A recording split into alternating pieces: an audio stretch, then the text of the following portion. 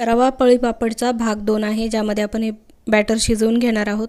इथे बघू शकता हे साधारण 15 मिनिटं मी शिजवून झालेलं आहे। अगदी मंद गॅसवरती शिजवायचं म्हणजे चांगलं शिजलं जातं।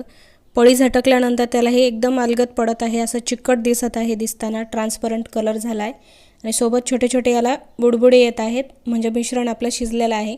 आता गॅसची फ्लेम बंद केली, यामध्ये ओवा, जिरं आणि तीळ घातले।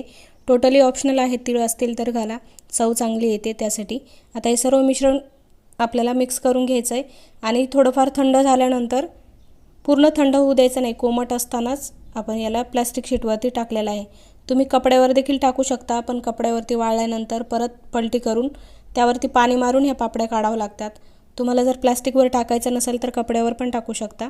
सांगितलेली पद्धत फॉलो करा, पापड्या अगदी तुटणार नाहीत, सहज निघतील।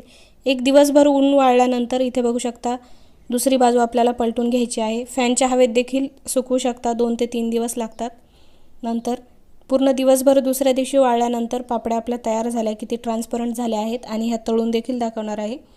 टाकल्यानंतर मस्त कुरकुरीत आणि फुलून तयार होत आहेत पापड। रेसिपी आवडली तर लाईक, आणि अशाच तुम्हाला वाळवणाच्या नवीन रेसिपीज पाहिजे असतील तर कमेंटमध्ये वाळवण म्हणून टाईप करा। तुमच्यासोबत अजून देखील सोप्या रेसिपीज शेअर केल्या जातील। या पद्धतीचे रवा पापड बनवायचे असतील तर आत्ताच ही रील सेव्ह करून ठेवा, सोबतच आपल्या फ्रेंड फॅमिलीला शेअर करायला विसरू नका।